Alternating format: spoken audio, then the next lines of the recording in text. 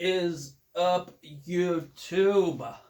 Hi, my name is Pat, and I like making stuff. I like guitars, I like ukuleles. It's a 3D printed one, made this one a few videos ago. Yeah, anyway. Today, I got this box, and this box contains the cheapest, nigh the most affordable, nigh the cheapest ukulele kit on the entire internet, by way of AliExpress, by way of China. Let's crack this thing open.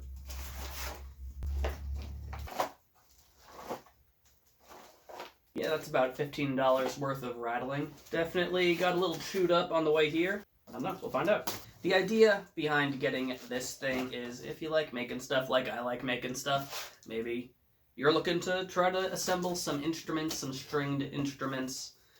And I know I'm trying to get more into guitar building, and I figured why not try out a cheapo ukulele, especially if it's only $15. There it is. It's the body of the ukulele. Oof. Pretty rough. Knotting in the wood up there. Yep, this thing is gonna be a project. I guess that goes there like that. Interesting. What else do we have? Got the fretboard. Plastic. Not too shabby. Dusty. Some, I don't know. It's probably all thrown in the same box from the factory. What else do we got? Oh, look at this. Some paints. No way in hell I'm using these, but nice to have. And then I guess this must be glue. Yeah, just a tube of white something. No, I'm kind of afraid of it. Little screwdriver. And this must be all the gear, the hardware. All right, that's a bridge. Tuners. They feel all right. Yeah, those feel fine. Then these must go over there. Screws to hold down the bridge and screw in the tuners. Everything's pre-drilled, got a nut. And then this dowel, I think, pops in there, and the other end must pop in the other end here, and that's how they get fixed together. Kind of like that. I don't want to do it now, but seems pretty self-explanatory. And it better be, because it did not come with any kind of instructions. All right, I guess that's it. Everything's a little dusty. I guess that's just the way it is. Plastic parts, you know, for being made out of plastic, dust this off a little bit. They don't feel incredibly cheap. They're just cheap. I don't know. Now, as far as the body here, I have no idea what kind of wood that is. Really anything else about it. Definitely very cheap wood. I'm a little bummed about the rough finishing here. It's got some dents in it. But, you know, I got this as a project, so far be it for me to balk at, or balk, or however you say it, turn my nose up at the prospect of a little bit of work in my future. So, yeah, I guess that's all the parts. Hey, I wanted a project, I got a project, so here we go. First order of business was to sand the body down where it was still rough from manufacturing. I just used some 220 grit sandpaper to knock the burrs and the wood fibers off. And then I went in with some wood filler to patch up any holes that were present in the body, any knots or any dents, and then I sanded those flush as well.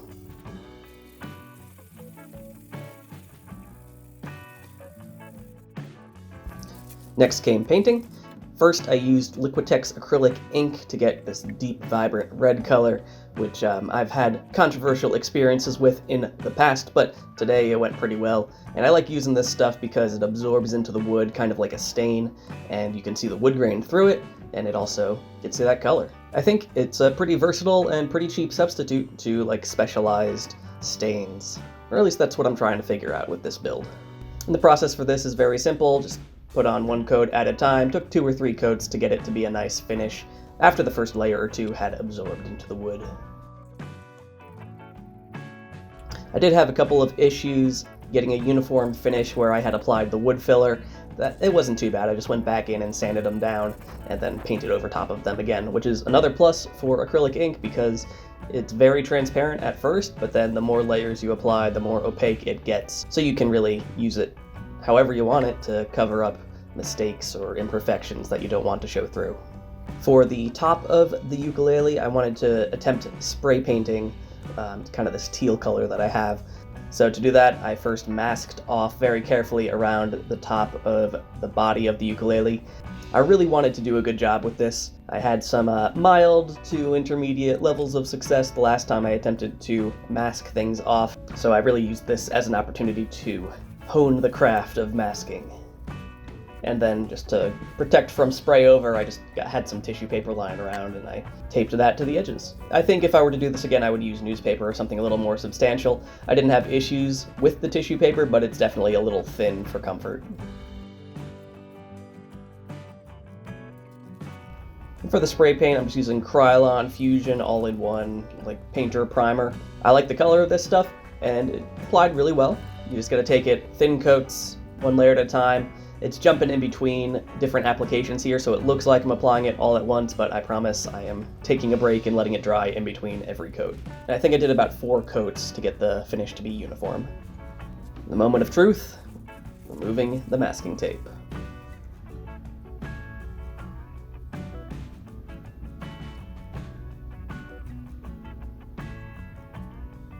Very satisfying. And almost entirely successful. I'm happy with how it turned out. Now it was time to adhere the neck to the body. I used wood glue for this instead of I don't know what kind of glue it was that they sent.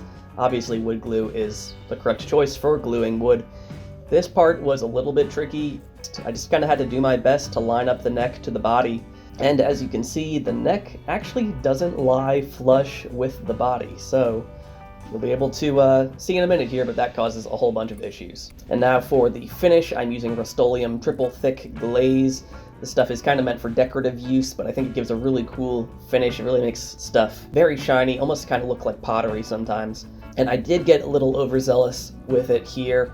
It does dry very thick, but it goes on very runny, and I was unprepared for that, even though I've used it a million times, so I should have known better, but hey, it's the way it worked out, and this is an experiment, so don't get mad at me. And with that all done, I'm happy with how that turned out. I wanted to give that glue a fair shake, so I opened up that little bottle and applied it to just some paper to see what was up with it. It really is just kind of PVA glue, very standard, cheap stuff, so I won't be using it. And I wanted to test out those acrylic paints, even though I had no intention of using them on the project. They're pretty standard, nothing special about them, but you know, if you do use them for whatever reason, you are able to mix all the colors they give you together to get whatever color you want. So here I am just seeing how they mix. They're fine. Nothing really to write home about, and a little bit transparent. So they would work, but they really wouldn't be the best. Next, I screwed the bridge in. That went just fine, no issues. Though if I were to try this again, I think I would actually glue it down just to make it more secure. And now adhering the fretboard and the nut. This is really where the build put up the biggest fight. I attempted to use several different types of adhesives. First, this kind of permanent craft tape. That did not work. I attempted rubber cement and let that dry for a good long while, and then as soon as I lifted the weights off of it, that did not work either. So I decided to commit some grave sin of making stuff, and I broke out the hot glue gun. I decided this would be the correct course of action because the glue itself would kind of fill in that giant gap between the neck and the body. So at the very least, it would kind of bridge that gap and make the fretboard level while adhering it to the body. Then it was time to attach the tuners. So it did work. I mean, it's just screws into wood, but the screwdriver was not strong enough, or perhaps my hands were not strong enough to drive the screws all the way into the wood, so I wound up having to break out the old drill to finish the job. Then I crossed my fingers, hoping the fretboard would stay attached as I strung up the ukulele, and I was done. Alrighty, ladies and germs, we got ourselves a completed ukulele, or at least mostly completed. The main issue, I think all of the individual components are alright. The wood, it's very soft, it's clearly very cheap. I think it's fine though, and all of the hardware seems to be doing well, but the big issue is the neck, and specifically the fretboard. Try as I might, no matter what glue I used, because the neck here does not join flush with the body, it's just a chore to get this thing to lay as flat as it needs to. And, you know, you can make it work, but I think for $15, I mean, you can get an actually functioning ukulele for $30, probably even less now. So honestly, I really can't recommend that you go out and get this unless you're like me and you just wanted to experiment with like a raw instrument to try to put your own unique spin on. In that regard, I think it worked out pretty good. Definitely laid on the finish too thick. Could have taken my time with that. Also, it was very cold out, and even though I gave it a good 12 hours to dry, we still had some issues with this finish on the back just being too soft. So if you are going to use this stuff, I do genuinely like this finish, but in practice, really give it some time to dry, because even though it seems dry, it marks very easily unless it's fully cured. So be warned about that. That is that. I think the finish turned out really nice looking. I like the spray paint, how sharp of an edge I was able to get with the masking tape, and I like how the ink stain worked with letting the grain show through and also giving it a vibrant color. So I'm looking forward to applying that to a future build.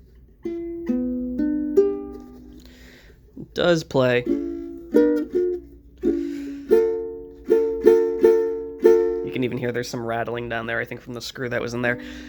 Really just disappointing, but I don't know. I had fun making it, except for the parts where I got very frustrated because it was just very, very poorly crafted. But you know what I think my biggest complaint about this thing is it came with absolutely no instructions and with materials that definitely imply that this is meant for a child to put together as kind of a toy. You know, like from the cheap plastic construction of the fretboard to just the cheap acrylic paints that they want you to paint it with. Just the cheapest stuff, and then they give you no instructions on how to put it together. And if you do put it together correctly, if you're like me and you happen to have some knowledge about this stuff, it is literally physically impossible to put it together properly.